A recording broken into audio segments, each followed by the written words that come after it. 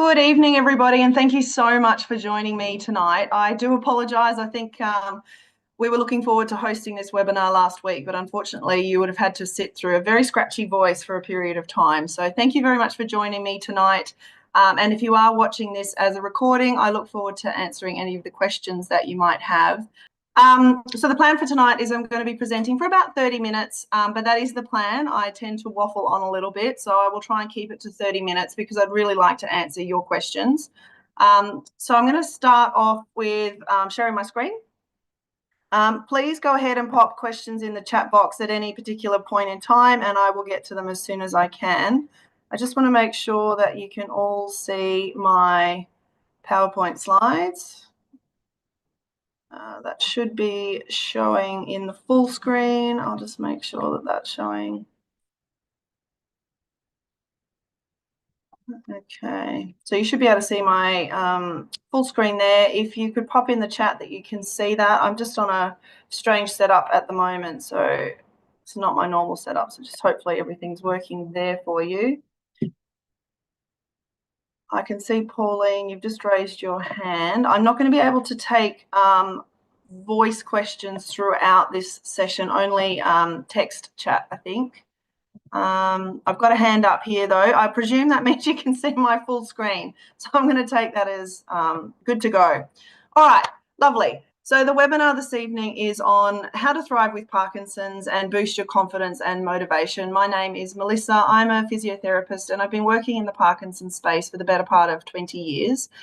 And I guess let me just preface this by saying, as a health professional, my thoughts are around everybody wants to exercise, everybody wants the best for themselves. But what I have learned over the last 10, 15, 20 odd years is it's more than just exercise that supports people on their Parkinson's journey. And so as much as I believe exercise is a brilliant vehicle for helping you with your self-efficacy, self-belief, motivation, and of course, physical and cognitive fitness, there is so much more to helping you on your Parkinson's journey and helping you to thrive with Parkinson's. So what I'm going to talk about tonight are the 4 pillars. These are the 4 pillars of PD Warrior and what I believe makes PD Warrior so effective. And again, this is what we've learned over 10, 12 plus years of running this program over various different iterations. So the first thing I'll touch on is neuroactive exercise, because that essentially underpins all of the PD Warrior program. But it is, as you can see here in this diagram, just one piece of the puzzle. And so neuroactive exercise is essentially, neuroactive is a word that we made up, and it's there to define neuroplasticity and how you apply that in a clinical context and how you look at your exercise prescription. So when we talk about neuroplasticity, I'm sure this is a phrase that all of you have heard of now, which is wonderful. 10 years ago when we started developing this program, it was relatively unheard of in the Parkinson's space. But neuroplasticity, for those of you who are not as familiar with the concept, is basically your brain's natural ability to rewire itself. And you've got enormous redundancy and capacity to do that within your brain.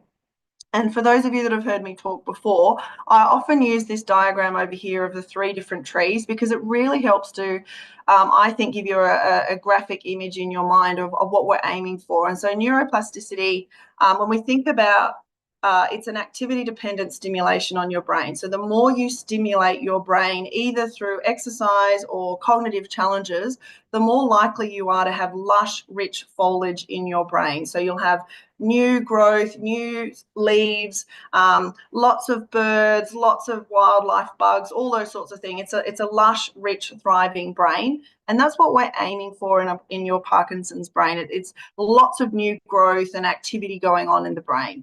The stark contrast to that, obviously, is over here in the red when you've got more of your deciduous winter tree. Now, your brain is very effective at pruning off areas that it's not using. And that is the maladaptive process of neuroplasticity. So if you become sedentary, you're not engaging in social activities, you're not learning new and novel activities, learning a language, working, having lots of different conversations, engaging conversations. This is what can be happening graphically in your brain, where your brain starts pruning off some of those unwanted and redundant pathways. So those are the extremes of how we talk about neuroplasticity. Lush, rich foliage is what we're aiming for. And then we've got the neurodegenerative brain over here if you start to socially withdraw and you're not physically active anymore. And what sits here in the middle is this neuropassive type configuration. And this is what we would describe as general exercise. So it might be fantastic for your cardiovascular health, for your metabolic health, respiratory system, etc. But it's probably not intensive, complex, novel enough to create the lush, rich foliage and the new pathways and connections within your brain. So you can stick with your gym exercise program because that's fantastic. Don't give that up. But what I'd hope today is you come away with a few points around how you can add some neuroplastic and neuroactive components into your exercise program so you've got this lush, rich foliage. So that's basically neuroplasticity in a nutshell. The other part, though, that exercise is really, really helpful for is neurorestoration. And this isn't really talked about as much.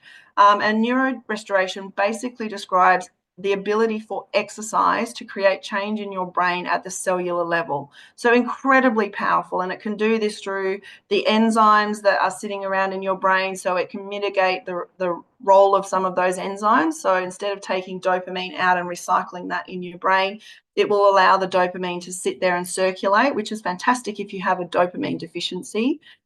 There's other ways where it can mitigate other neurotransmitters. So there's not the overrepresentation that we often see in Parkinson's as well. So it's really important to know that exercise done well, which means intensive, novel, complex, frequent, effortful enough, can create changes at the cellular level. And this is really powerful. And some of those changes can be as effective as what you might see in deep brain stimulation, for instance. There's some lovely cycling and treadmill trials where we have really profound improvements over a period of about 8 weeks. And the last one I've got there is neuroprotection. Now, the jury is essentially still out. They haven't been able to confirm neuroprotection and the role of exercise in this. But it really is just a matter of watch this space. Just because there isn't evidence doesn't mean that it's not happening. We just haven't got the clinical trials yet to show and prove that.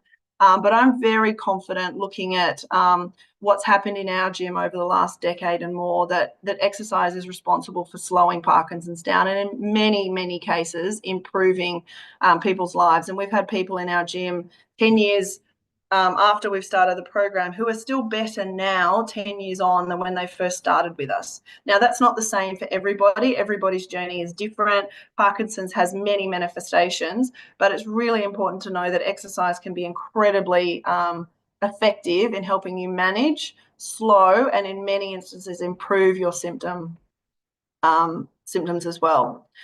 So important for you is to tailor your exercise. And again, if you've heard me talk before, this is really important. The more tailored you can make your exercise, the more effective it will be. So depending on whether you find that you're slow and shuffly in your movements and more bradykinesic, or whether you're having falling episodes, freezing episodes, agility is impaired, you'll tailor your exercise approach quite differently. And so having that as your first sort of signpost of how you might categorize and tailor your exercises is really helpful. How we would support somebody who's bradykinesic is quite different to how we might support somebody who's tremor dominant, for instance.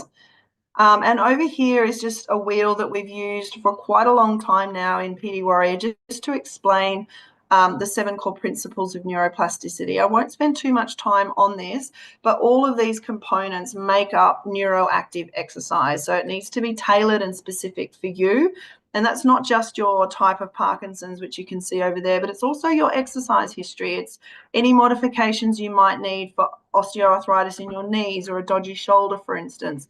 It might be related to your goals. It could be related to so many things, but the more specific your exercise program is, the more effective it will be. It needs to be effortful. And when we talk about effortful, this is not necessarily getting your heart rate up. We automatically default to getting your heart rate up. We know what that means. But in Parkinson's, we often talk about increasing your effort in the context of being able to move better. So it's about motor output. And what we find when you do these exercises is the higher your cardiovascular effort, so the higher your heart rate, the lower your motor output. And so what we ultimately want in this particular scenario is to have your motor output, the way that you're effortful and the way that you move, really high. And so that requires a bit of retraining. And often you'll need a coach to support you with that, because sometimes you don't know what you're capable of because it's been slowly deteriorating over a period of time. Has to be frequent, as in every day. So we all need to exercise every day. Your program just needs to be specifically tailored for you, and it only needs to be about 15, 20 minutes to create a significant improvement in your movement and how you think and feel. If you're bradykinesic, we might look at your amplitude. So that's power, which is a combination of amplitude, scale, accuracy, and symmetry. We'd like to make it complex. We know that people with Parkinson's often have difficulty with dual tasking, so doing more than one thing at the same time. And that is real life. You need to be able to do more than one thing at the same time and not risk falling over. So it's really important that we overtrain you in whatever you're doing so that you can improve your primary motor task. In an example might be walking, and so that you could carry the shopping, or you could continue a conversation without risking your balance or falling over, for instance.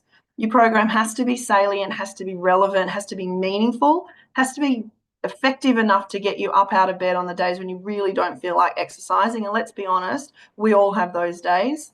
And it has to be fun. And I'm going to talk about fun a little bit later, because certainly in rehab, for whatever reason, we decided that it couldn't be fun and professional. So the fun got taken out of rehab quite a long time ago. And I can't tell you the number of seated exercise classes I've delivered in my earlier years in Parkinson's that were boring as anything, and boring for me and boring for the patients. And I can tell you, when it's boring for the therapist, it's very, very hard to motivate a class. And so the more fun it can be for you, the more fun it can be for the therapist, the more everybody gets out of the program. And that's really the whole point of rehab, is to get the most out of your time that you're spending exercising. Key factor with your exercise is to define success liberally. And this can mean quite a few things, but one of the easiest ways to do that is to focus on what you're doing well. Don't worry about if you're having a hard time with a particular exercise, you're not quite getting it right, it's not symmetrical. You know, you probably need to worry if you're getting a little bit wobbly, but you just set your environment up carefully. But it doesn't have to be perfect to start with. And there's lots of lovely research that's been done on motor performance and motor improvement, making sure that you define success liberally. So your area of success might be a huge circle, for instance, if you're throwing a ball at a wall, might be huge. And then over time, once you've mastered that, you can make that smaller and smaller. So define your success liberally to start with, and focus on what you're doing well. So what was I doing well there? Okay, what can I improve on now and work on that? And so what we will often do is try and engineer quick wins, because the best way to improve your confidence is to give you a repertoire of activities and success that you can then go ahead and build on. And so if you're doing this at home, try and start with something that's quite easy, that you know you can do quite comfortably. Nail it, master it, and then move the goalpost and continue to do that. So you're continually moving the goalpost and focusing what you're doing really well, generating those quick wins and defining your success liberally. Setting yourself up for success has a lot to do with the environment that you do your exercise in as well. And there's some lovely research that looks at what happens when you do exercise in isolation versus what happens when you do it with a partner and a buddy, or in a group-based environment. And there's definitely research showing that if you do your exercise in a group-based environment or with a buddy, you're much more likely to boost your neuroplasticity and boost your motor performance, which is fantastic as well. So have a think about the environment that you're exercising in. Do you need to grab a buddy? Do you need somebody that can... Oh, I've just got a few hands raised. I just want to see if any technical difficulty, please go ahead and pop that in the chat there.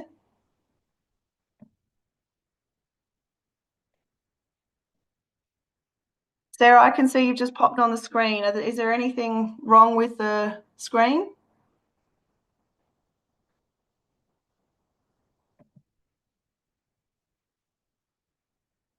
No, okay. All right, I'm going to keep going. My apologies.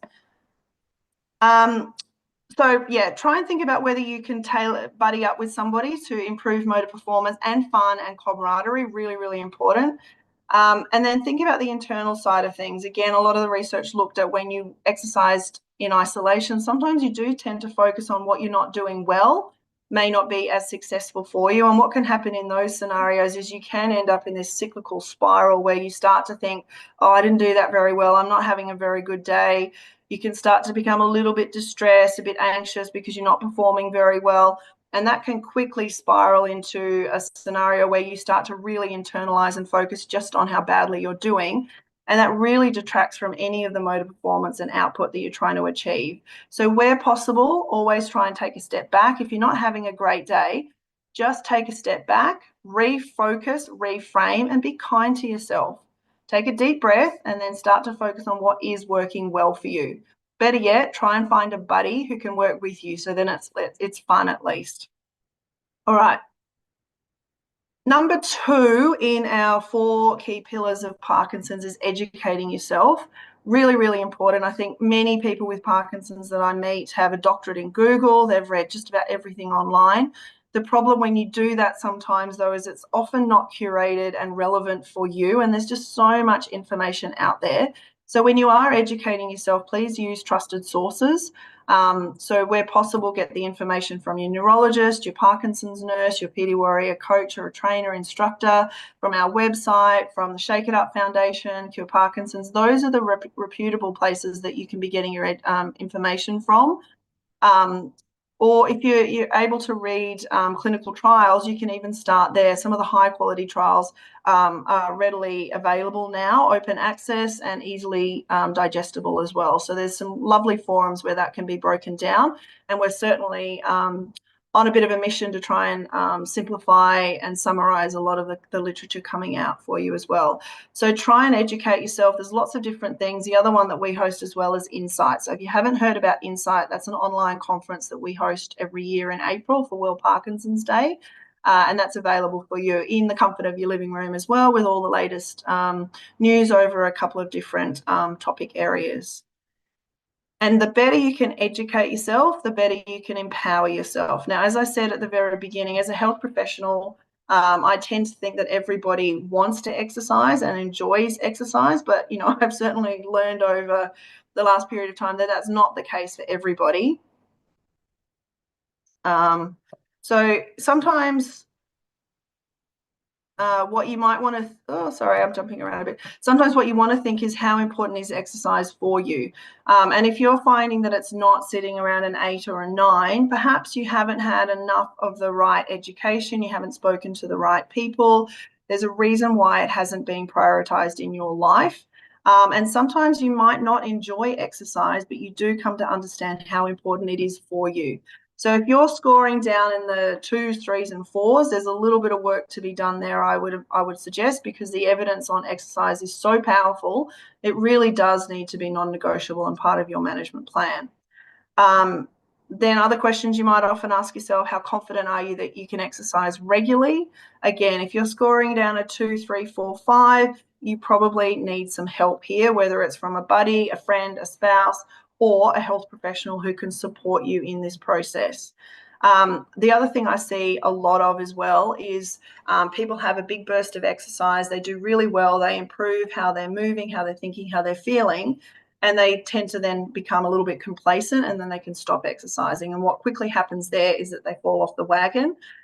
So again, just having a think about if you do a burst of exercise, like our 10-week challenge, for instance, which we've got starting again on Monday, exercise is not a kickstart program. It's something that it needs to be built in as a lifestyle approach. So how do you empower yourself to adopt exercise and build these routines? How confident are you that you can do this regularly?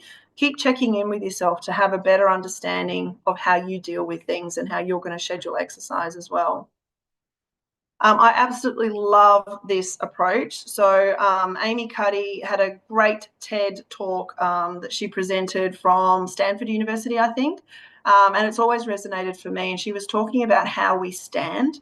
And I'm sure you will know that in Parkinson's, because of the rigidity, the bradykinesia, it's very common that people become quite kyphotic, so rounded in the shoulders.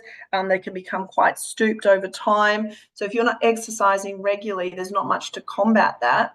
And that in itself can actually make you feel depressed. It can increase your levels of anxiety and distress. And so that's why I think it resonates so well in Parkinson's, is thinking about different postures. And she talks about some of these Wonder Woman or hero postures where you can put your hands on your hips and just stand tall, proud, chest up. Obviously, this is for men and women. Stand up nice and tall and do that for 2 minutes and just see how you feel. And there's a lot of physiological changes that actually undergo a posture like that. As crazy as it sounds, that can be very, very powerful.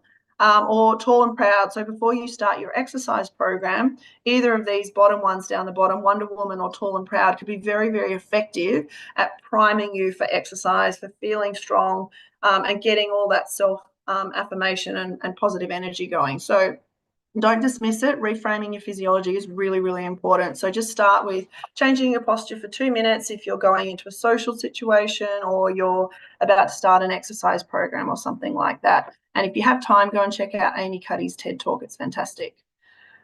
Really important to identify barriers. So there's lots of reasons why, if you choose to embark on an exercise program or you've been doing it for a period of time, it can start to drop away. We've all had those moments at 6 a.m. in the morning when the alarm clock's gone off and we choose not to get out of bed at that critical moment and we lose that opportunity. So how do we become aware of those critical moments first and foremost, and then what strategies do we build in around that so we don't let that happen?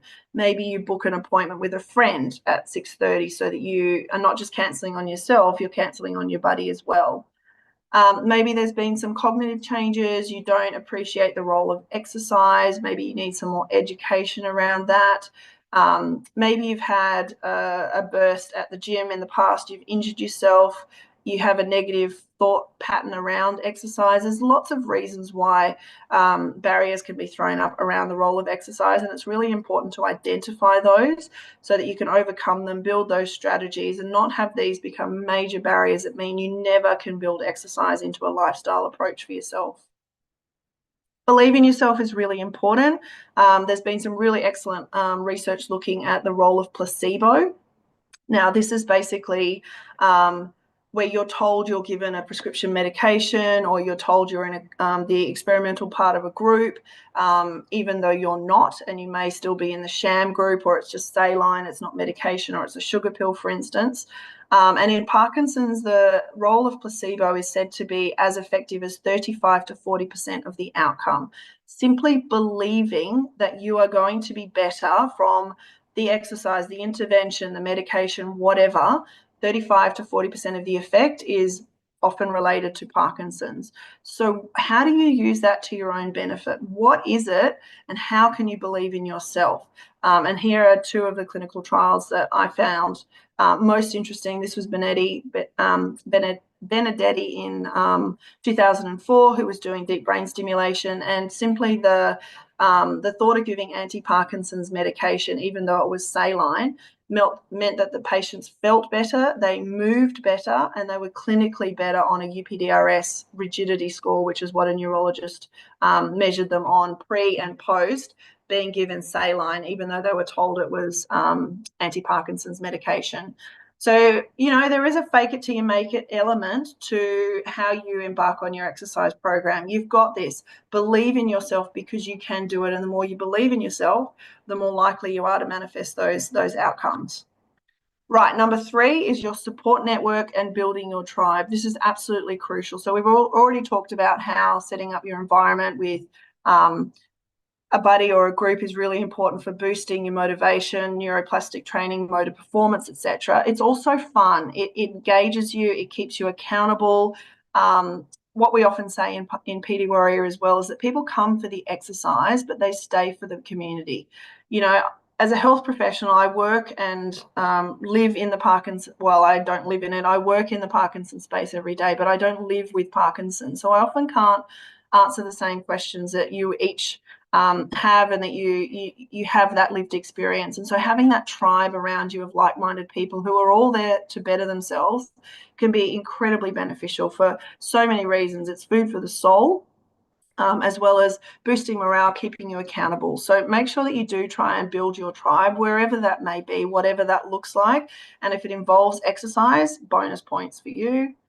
Obviously, modeling off others is really important. So again, looking at what other people are doing. What we often will try and do is buddy somebody that's new to the program up with somebody that's a veteran, so they can see that they're like them, but they've nailed it. And so I think if you're looking at other people who are similar to you that are achieving amazing things, that is very, very important, because it's that social modeling that gives you a lot of confidence and belief in yourself that you can do this as well. If they've got this, I can do that. So again, think about the company that you keep. Who are you spending your time with? How do you model off them and benefit positively from the people that you surround yourself with, especially when you're exercising? And if you can buddy yourself up with somebody that has been successful, that's fantastic, because that will constantly give you that motivation and the reward as well. I talked about this before. Find the fun. It's really important that what you do is fun. Exercise is hard. It's meant to be challenging physically, and there's a lot of reward intrinsically in that, with the endorphin release, serotonin, etc. Lots of different neurochemicals.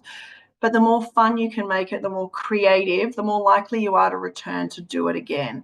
And so, I often talk to people about where you exercise. What is it that you enjoy doing? The main thing is that you enjoy doing it, so that you're likely to go back and keep doing it. And then how do we start to bring some of those neuroactive components into that exercise as well? We do also talk about gratitude. And I know, for many people, again, I don't live with Parkinson's, and I'm not making light of the fact that living with Parkinson's doesn't suck on many days of the week. But, working in a neuro environment, there's a lot of people as well that would often look at our Parkinson's community and say, God, I wish I could move like them. And so it's thinking about, well, what movement do you have? And let's be grateful for whatever we have on any given day, for the sun on our face, for the fact that we can move this heavy thing, that we can dress or do whatever. So it's having that element of gratitude, of mastery. You've nailed something today that you didn't do yesterday. There's a reward component built into the exercises that you're doing. You're having fun because there's a group of people around you, or a buddy that you're working with. There's an element of camaraderie, competition. There's the community. It's a fun environment. I'll often try and find really interesting, novel toys, like a loofah that you can throw at the wall, which just looks a bit funny, but it's really hard to do well. And so that might be something that you build into your exercise routine, or it might be how you throw your clothes into the front loader, for instance. It's a bit weird, a bit novel, but you're doing rehab, it's fun, it's creative, and you're getting housework done at the same time. And the thing that we often don't do in rehab, and so a lot of people don't spend time doing this in exercise, is playing. When you're learning a new exercise or doing something that's a bit different, spend a bit of time playing around with it, around how you feel when you move in certain ways, what's working well, how can you improve on that. That play is really, really important. And so if you've got younger family members, grandchildren, neighbors, whoever, try and engage them as well, because it's that element of fun and surprise that can keep you very engaged in your exercise program as well. And lastly, number 4 in our 4 key pillars of exercise is around creating behavior change, because what we're trying to do again with the PD Warrior program is embed exercise as a lifestyle approach and a lifestyle solution. And so it very much comes back to a very standard kind of picture like this, where your attitudes, how you what you believe around exercise, what you believe in yourself, your self-efficacy, your confidence levels, that then in hand drives your behavior, and whether you actually start to go for those walks or pick up tennis, go play golf, go to your PD Warrior exercise program, whatever it might be.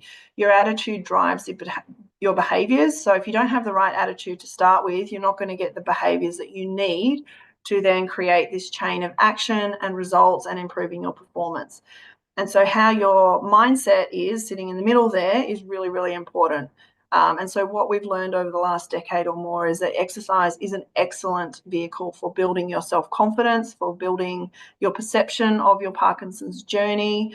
Not to make light of anything, but it really can help you to focus on what is still good in your life and what is working well for you, and notice the improvements that you'll make with the exercise as well. So getting your mindset right, improves your attitude, behaviors, action, results, and then your performance. Absolutely essential to creating long-term lifestyle changes.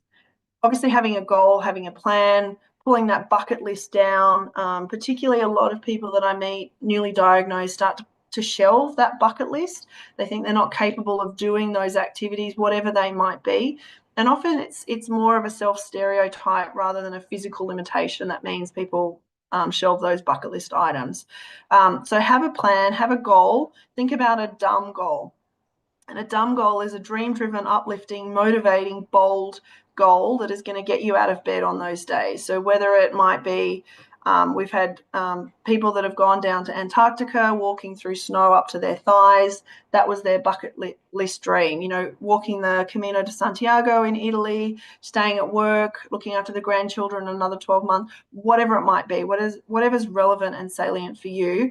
Make a brave goal, a dumb goal, whatever you want to call it, and just start working on the steps building up to that. If you don't have a goal, it's really hard to stay the course and have those lifestyle changes embedded into your life. You really do need those really strong, powerful goals to keep you on track. And if you need help with goal planning, that's what your coaches and health professionals can certainly support you with. Reframing your language, this is really important. There's quite a lot of literature supporting this now. So you can see in the image here that I can't do it has started to be snapped off, so I can do it. How you talk to yourself is really, really important, and it has, again, a big impact on your mindset. So if you're constantly saying to yourself, I can't do it, then the likelihood is that you're probably not going to have a very good try at it, which will manifest as you actually won't be able to do it. So reframing your language, being kind to yourself, using positive language, you know, I can't walk fast anymore, is probably not that useful, not that helpful, whereas I am working on my walking speed. I am improving on my walking speed, whatever language resonates with you, but trying to change the language so that you're being positive and focusing what you can do is really, really important. So be kind to yourself, reframe your language. Think about talking to yourself how you would talk to your friends, how you would cheerlead for your mates. That's how you should be cheerleading for yourself as well. And that really goes to reframing the challenge, the exercise, whatever you're doing. You know, sometimes we've had people come into the gym and they're like, oh, I just can't be bothered to exercise today. You know, you don't have to exercise. The wonderful thing with exercise in Parkinson's is you get to exercise, and the exercise you do can have a really, really profound effect on how you move, how you think, and how you feel, and how you get the fact that you get to exercise. A lot of people with other neurological conditions don't have the same impact, don't have the same efficacy from the exercise that they do. So how can you reframe if you can't be bothered to exercise on a particular day? You don't have to exercise, you get to exercise. Same with medication. Sometimes you can be taking up to 20 medication pills a day. And that can be really, really burdensome, I know. But the fact is that you get to take medication and it has a symptomatic effect. It can be very, very impactful in the early stages of Parkinson's. Here in Australia, it's widely available, relatively affordable. That's amazing. In, you know, many other conditions, there isn't a medication that's so effective for symptomatic management. So you get to take medication. What is it that you possibly need to reframe so that you can really focus on what you need to do and the positives to stick with your exercise program and your routines? What do you get to do? How can you reframe that in your mind? And I just love this quote. I do believe it's attributed to Henry Ford. I can't confirm that. But whether you think you can or you think you can't, you're probably right. And it just really summarizes pretty much what I've spent the last 10 minutes talking about. So hopefully you can take that away with you. Don't let your self-stereotype limit what you are capable of doing, because it's really common in Parkinson's that independent of you actually being able to do things, you'll start to self-limit. So this mindset, whether you think you can or you might. Finally, just around developing lifelong habits. So here's just a couple of quick tips. There's a lovely book, Atomic Habits by James Clear, quite well evidence-based. Again, I've just taken a couple of key points here, make it obvious. Implementation doesn't always lead to behaviors. So if you've identified barriers and started to think about strategies, you're much more likely to complete the outcome.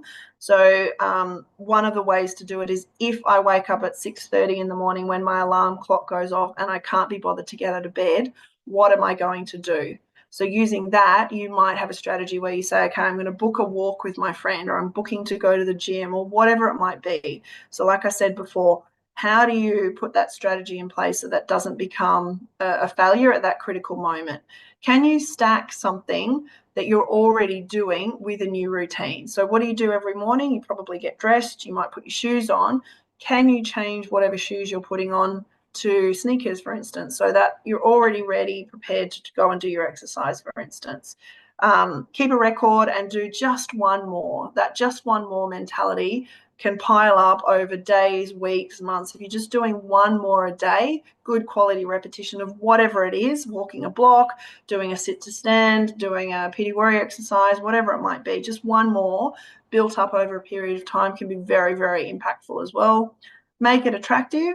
So, I go for a swim a couple of times a week and I love having a coffee and a chat afterwards. That's my temptation stacking for me. What is it for you? What is it that you want immediately after completing your exercise to give yourself a pat on the back? We've evolved to develop and want instant gratification. How do you build that into your exercise routine so it also becomes something positive and you get that reward instantly? How do you build your community around exercise?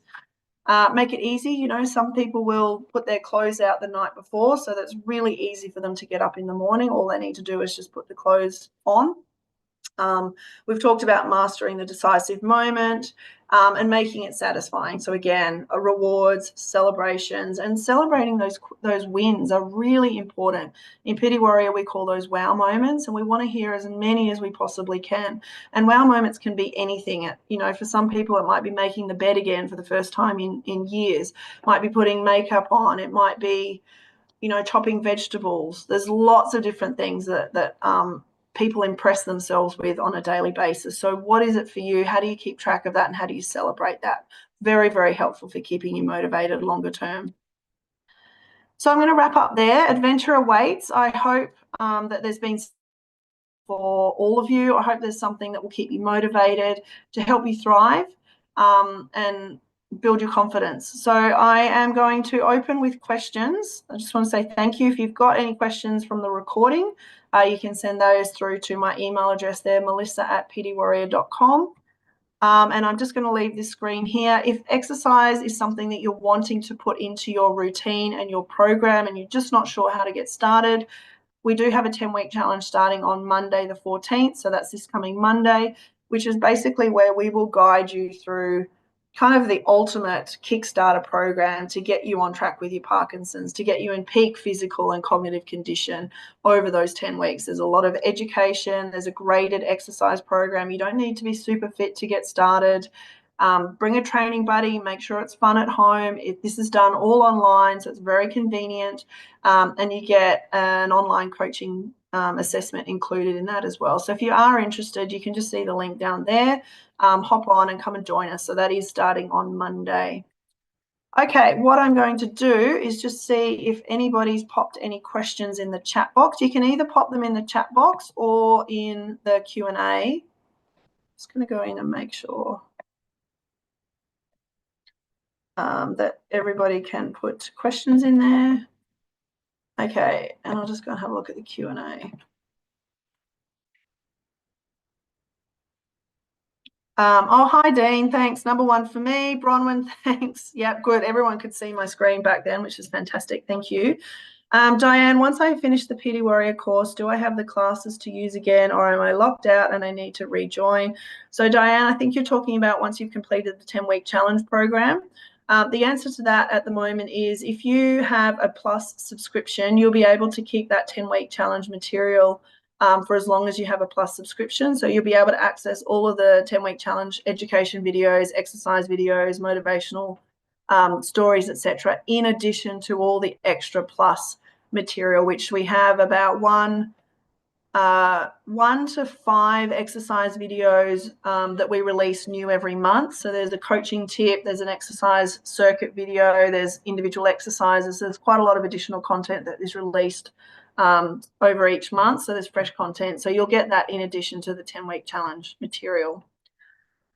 Greg is asking, how often should you exercise? Look, Greg, I would say every day. I know that's a really tall order, but if you can think about ways to prioritize and build that into your daily routine, it's really, really important.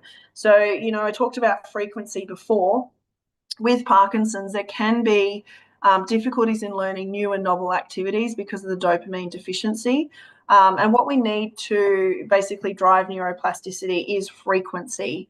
And so what's going on in your brain is you've got these little synaptic connections coming off your neurons, and they're constantly looking for friends. So they're circulating, looking for buddies, and every now and then when you do an exercise, they'll make a friend and they'll make a connection.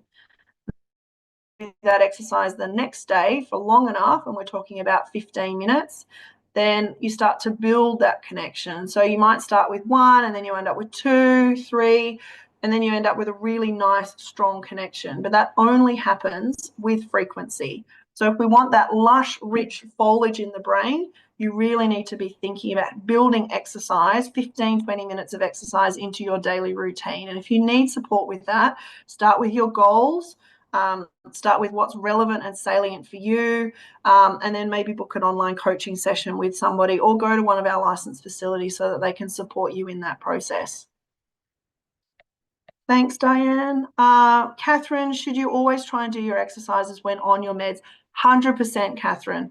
I would always recommend, if there's any opportunity to capitalize on timing, it's when you are on your medication. So for those of you that don't know what on and off is, if you're newly starting your levodopa, if you've been on levodopa for a period of time, you'll notice that there's periods when you are on and you know that your medication is working really well for you, but there's also times when it weans off and you haven't quite got that overlap and you're not moving at your best.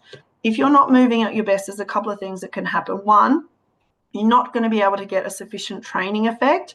So you're not going to be able to work hard enough. You're not going to be able to release enough of those neurotrophic factors in your brain. So you're probably not going to get as many changes at the cellular level when you are off medication. The other thing is you also risk injuring and falling over and things like that. So Catherine, I always recommend do your exercises when practical. Now, for many people, I appreciate that may not always be practical, and we have people turning up to our gym sometimes off, and we will make the best of that. But if you have the opportunity to time it, try and time your exercise when you are on. Anna, hi, how are you? I so agree with you about just doing it. I do PD-specific exercises five times a week. I attend a weekly PD accredited physio class, which is so much fun. They work as hard, but it feels good. The social aspect is just as important. Absolutely, Anna. So, back to that 4 key pillars, exercise underpins all of it. But just as important is your support network, your community, your tribe, how empowered and educated you are, which enforces or helps with your mindset, and then your long-term behavior patterns as well. So thank you for that. Diane, do the PD Warrior course have a chance to look at what it is before joining? No, Diane, but if it doesn't work for you, we do have, we can refund you. So if you find that online doesn't work for you, or it's just not the right approach, then don't be troubled by that, Diane. We're not here to take your money and run with it. We're here to give you the best opportunity to get the best rehab program possible. So we want it to work for you as well.